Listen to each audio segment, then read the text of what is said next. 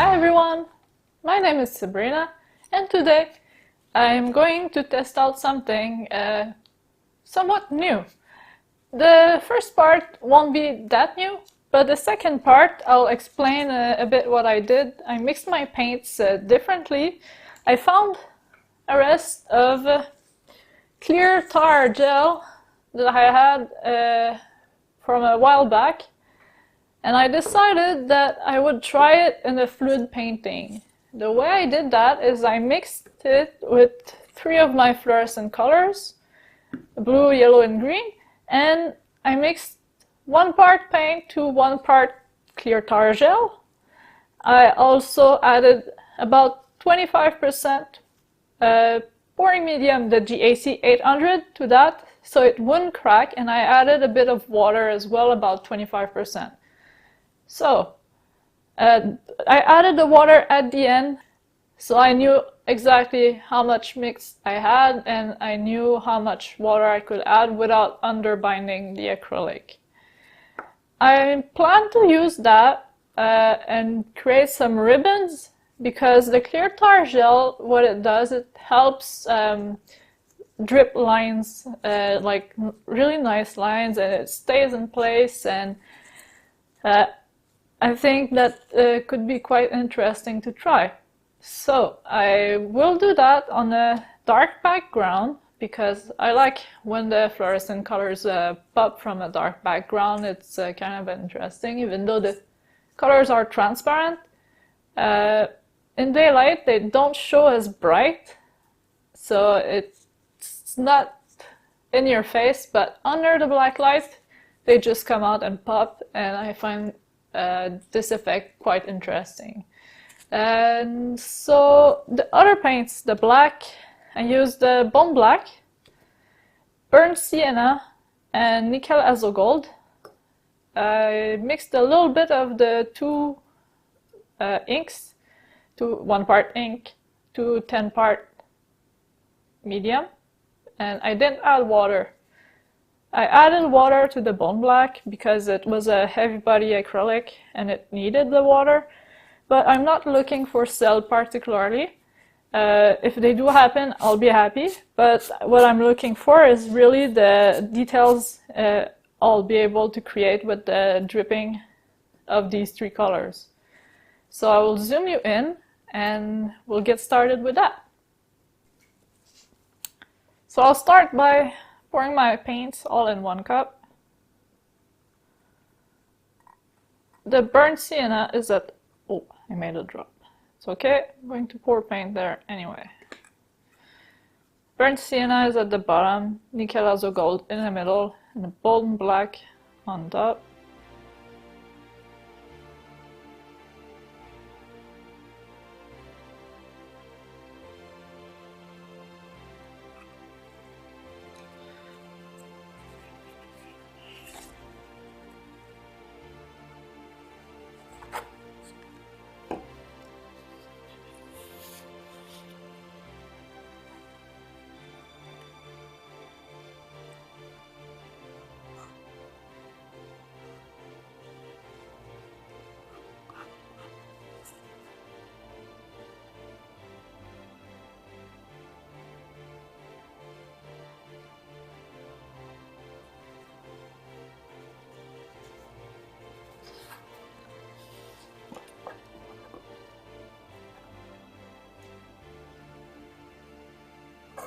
Pretty sure I didn't mix enough paint again.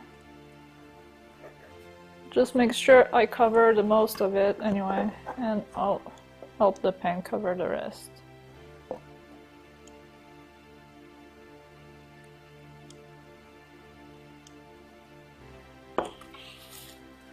Don't know what's up lately with me not mixing enough paint.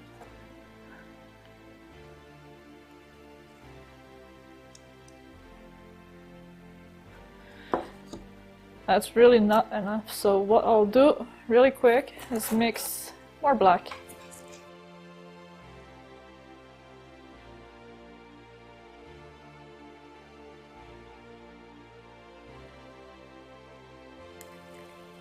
So here it's just the paint and the medium. 1 part to 1 part, equal parts. It's a bit too thick to my liking, so I add water.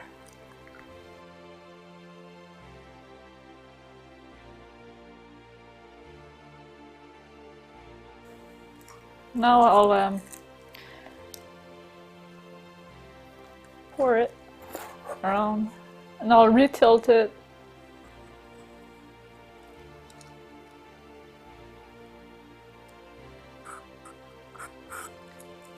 To mix it so it doesn't look like it's really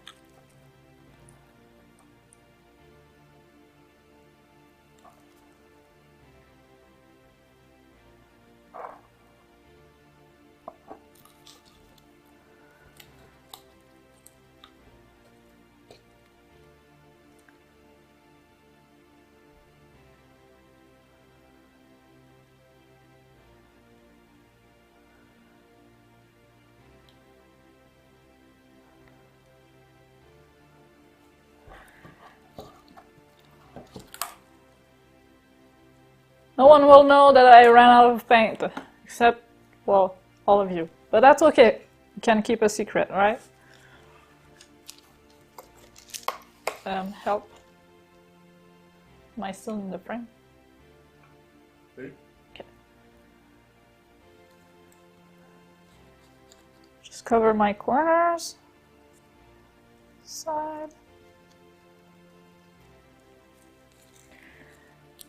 Now, I'll try to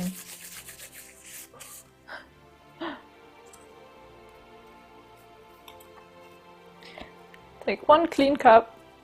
I'll pour a little bit of blue, a little bit of yellow, and a little bit of green. Ooh, in the cup, please. So I have my 3 colors mixed, and I'll just go across the canvas.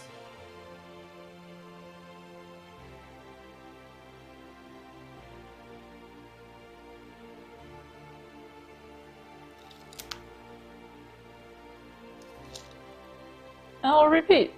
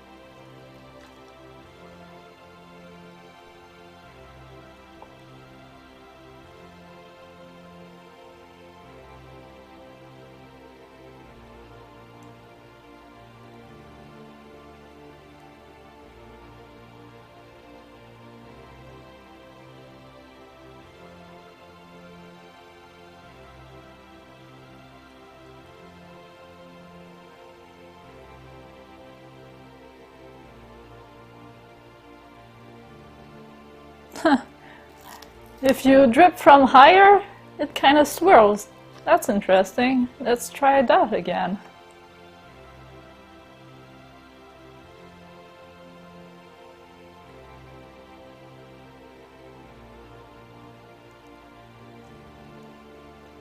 Looks super dreamy. Lovely.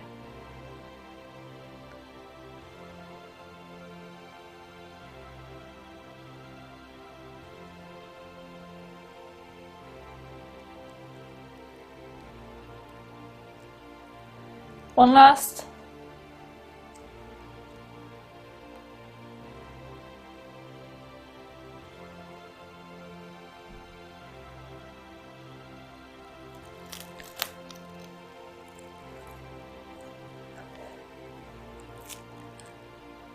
So I'll give you a time lapse so we let the paint settle quietly, and I'll pop my bubbles meanwhile and make sure all my sides are covered.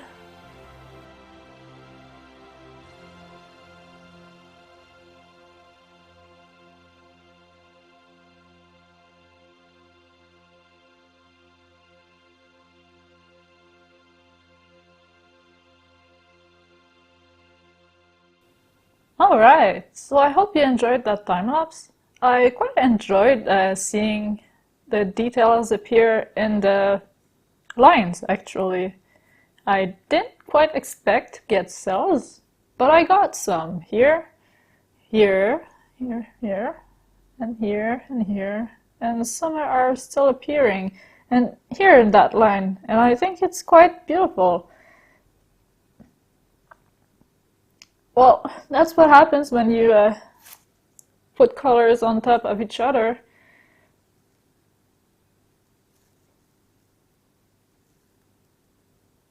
I think that the gel must have a different density, but I'm not quite sure. It's probably the cause of the cells. I guess I'll have to experiment more on that to be sure. I think that I could have gotten away with just black in this painting, but I'll wait until it dries and see what happens, because this here should dry much darker, but well, all of it will dry much darker since it's on a black background, and especially the fluorescent paints are transparent, so we'll see the black through. I think it's an interesting look. The lines definitely faded a bit.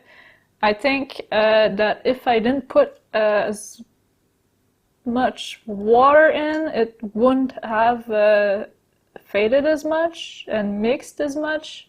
But I have to admit I quite like that look, and if I am going to try this again, I'll try it with less water, maybe a bit more medium, the GAC 800. I'll keep the mix gel to paint the same, but add a bit more pouring medium and less water so the lines stay sharper. But I think there is more to those lines, and I'll have to keep experimenting on that. I really like this part here. It's really dreamy. The brown leached a little bit on the yellow and the green. I think it looks quite special here as well, with the little lines, smaller lines that goes through. It's quite something. I love the little discovery too, that when I poured from higher, it kind of swirled on itself. It's pretty neat. It did quite a nice effect here. It looks a bit like a feather. Lovely. And we're back. And I think this is pretty amazing. It looks amazing. I love how the lines were kind of orderly at first, but as the paint settled and everything, because of the water and the line mix, we'll call it that, going to be simpler, it kind of leached all around, and it's a much more dreamy look. It looks like the lines are starting to mix with the background and getting lost in there. Like I'm getting a lot lost in the color, and it's pretty amazing. I can't wait for this one to dry. It's going to dry much darker. You'll see pictures in the outro. I'll have a picture in daylight and a picture under black light for you. If you want to take your time and check out the pictures of the artworks, you can always go to my Facebook page, Twitter or Instagram. The links are in the description. I'd be happy to see you there. And you can take your time and you can see the pictures in bigger pictures.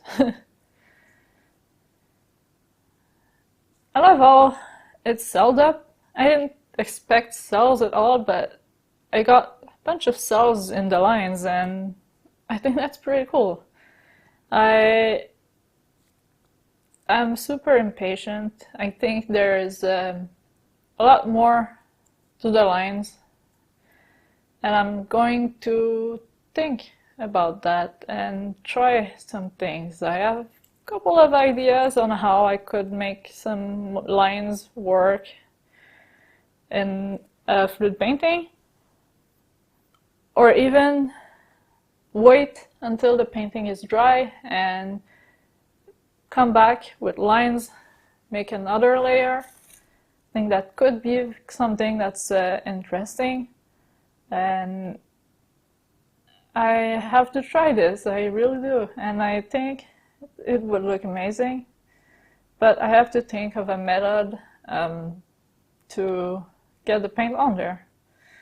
I'll think about that, do some research, and yeah. Once again, love that line. Looks like a feather. It's like leaching in the background, getting lost in there. It's lovely.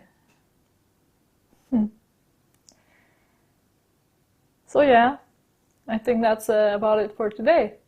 And so thank you guys for watching. I hope you have a great day. If you liked that video, give it a like. It helps me a lot. And make sure to subscribe for more. And I will see you in the next video. Bye!